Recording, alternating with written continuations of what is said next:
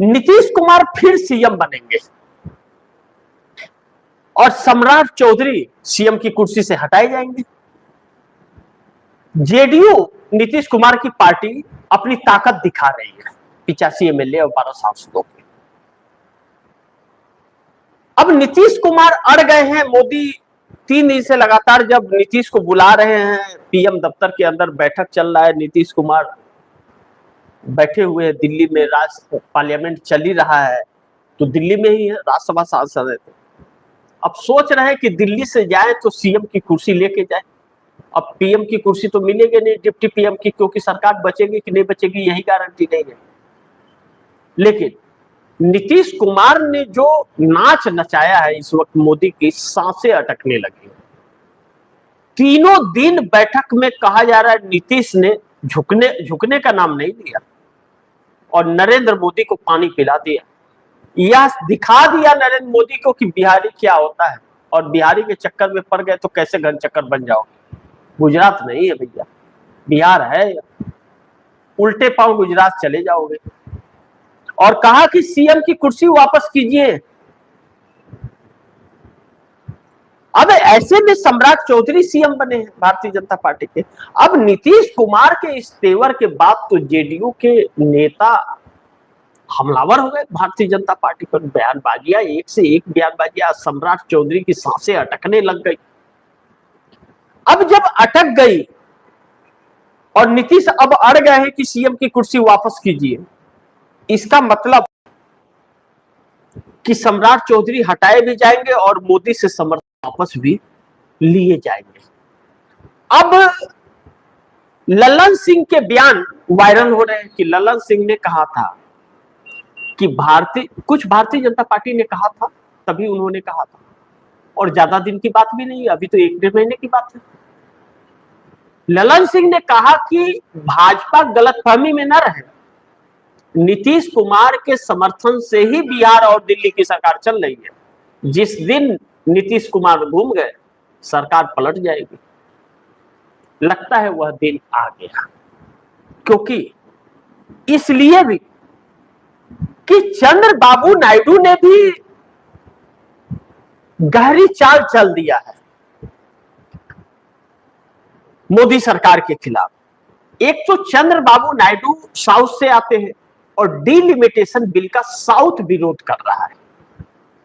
गठबंधन में रहने की वजह से पिछली बार उन्होंने वोट किया था और इस बार वोट कर दिया और पास हो गया बिल, तो चंद्रबाबू नायडू के लिए संकट आ जाएगा। तो जो कहा जा रहा है कि डीएमके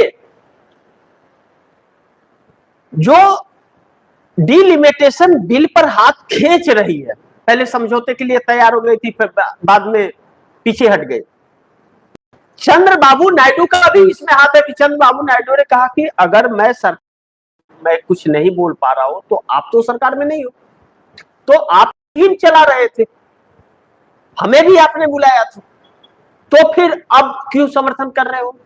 यह साउथ के हित में नहीं है, और साउथ ही नहीं कहीं के हित में नहीं है। आप दर्शक सोचिए कि सीएम और पीएम की कुर्सी की लड़ाई चल रही है, जंग छिड़ रहा है, तानाशाही चल रही है, लूटपाट खसोट चल रहा है। आप सोचिए कि 543 सीटों को 850 सीट करके क्या मिलेगा? जनता के ऊपर और बोझ पड़ेगा, जनता के ऊपर बोझ पड़ेगा। 9 करोड़ रुपया एक दिन का पार्लियामेंट चलने का खर्च है। 15 दिन से पार्लियामेंट चला नहीं और 9 करोड़ रुपए से जोड़ लीजिए, और जब 850 हो जाएंगे तो कितना होगा खर्चा? डबल हो जाएगा। और इनकी सैलरी कहां से देंगे, खर्च कहां से देंगे उनके? यह सारा बोझ जनता के ऊपर, यानी कि आपके जो अभी 100 रुपए खर्च हो रहे हैं वह 200 रुपए में तब्दील हो जाएंगे। इतनी महंगाई बढ़ेगी, इतने सारे टैक्सेस होंगे। तो आप उनके सैलरी, तनख्वाह, सब उनको फैसिलिटी सुविधा दोगे आप, तो वह क्यों बढ़ाना? आप जनता के लिए करो ना वही काम, वह बढ़ाने की जरूरत क्या है? जो है वह तो उनके लिए तो पूरे देश को सड़क पर आना पड़ रहा है नींद से जगाने के लिए। तो पूरी जमात इकट्ठा करके क्या हर कीर्तन करोगे? तो यह सरकार इसलिए कर रही है क्योंकि यह हिंदी भाषी जगहों में जो सीटें बढ़ाएगी और जिस षड्यंत्र से बढ़ाएगी, जहां पर भाजपा मजबूत है, उत्तर प्रदेश, मध्य प्रदेश, या जहां पे इसकी सरकार है, मजबूत तो कहीं भी नहीं है। ईमानदारी से वोट हो जाए तो कहीं जमानतें जब्त हो जाएगी इसकी, कहीं नहीं है। लेकिन सरकार बनी हुई है अपनी, तो प्रशासन पूरा हाथ में है।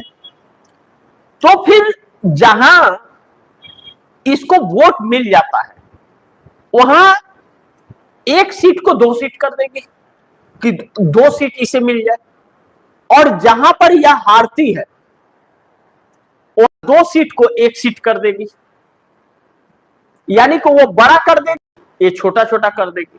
बहुत सारे, इसके ऊपर भरोसा नहीं कर सकते, बहुत सारे तर्क लोग दे रहे हैं इसके बारे में, इसलिए इस सरकार पर भरोसा नहीं है। अच्छा, उसके बाद में 1971 वाले हिसाब से कर दे तो उसके लिए तैयार नहीं है, 2011 के अनुसार करना चाहती है, और 22 में जनगणना इसने कराया नहीं, इसलिए 2011 का मुकाबला कर।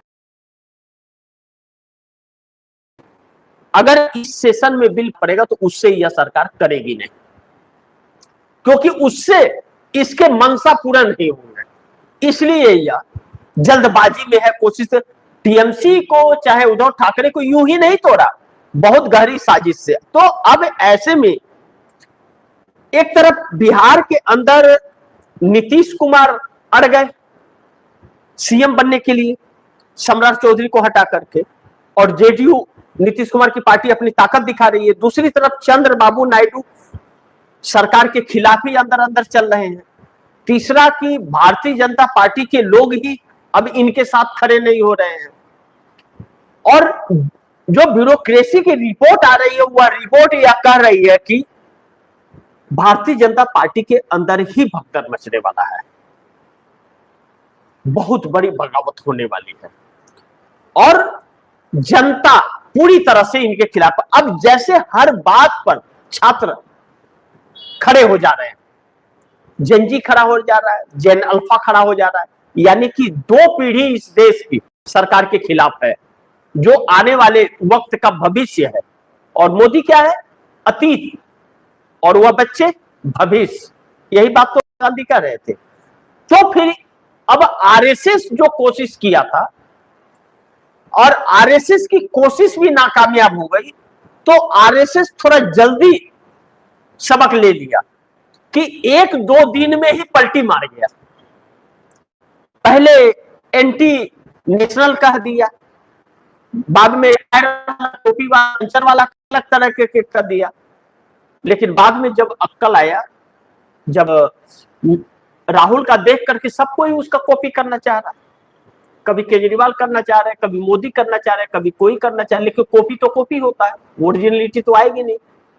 तो आरएसएस ने जेनजी से जो संवाद करने की कोशिश की और 2000 बच्चों को बुलाया, वह बाहर निकल करके उनको कोसने लगे कि जबरदस्ती लाया, इसका तो कोई बात ही समझ में नहीं आता है, बैकफुट पे आ गए। बच्चों के रूप को देख लिया तो वह पलटी मार गए, कह रहे कि सरकार को बच्चों से बात करनी चाहिए, या कोई एंटी नेशनल नहीं, या इस देश के भविष्य है, शिक्षा व्यवस्था बढ़ानी चाहिए, शिक्षा का बजट ज्यादा करना चाहिए। कांग्रेस के जमाने से आधा कर दिया है शिक्षा का बजट, यही सारी चीजें तो चल रही है। तो ऐसे में मोदी के लिए अब बहुत बड़ी समस्या उठ खड़ी हो गई है, जिससे मोदी को बच पाना मुश्किल है। यानी कि मोदी का जाना 100% तय हो रहा है। बिहार में नीतीश फिर सीएम की कुर्सी के लिए दावा किए हैं, और मोदी की आखिरी उम्मीद जो थी डिलिमिटेशन खत्म हो गई है, तो फिर सत्ता बच पाना भी मुश्किल है, और ये डर और खौफ सरकार में दिख भी रहा है। बाकी आप दर्शकों की क्या राय, क्या सुझाव है, कमेंट बॉक्स में जरूर दीजिएगा। इस खबर को ज्यादा से ज्यादा शेयर कीजिएगा, अपने दोस्तों को भी कहिएगा आगे शेयर करें। और आपने अगर टीएफडी इंडिया न्यूज 24 को सब्सक्राइब नहीं किया, सब्सक्राइब कर लीजिए, अपने दोस्तों को भी कहिए सब्सक्राइब करें। मिलते हैं अगली खबर के साथ, तब तक के लिए नमस्कार।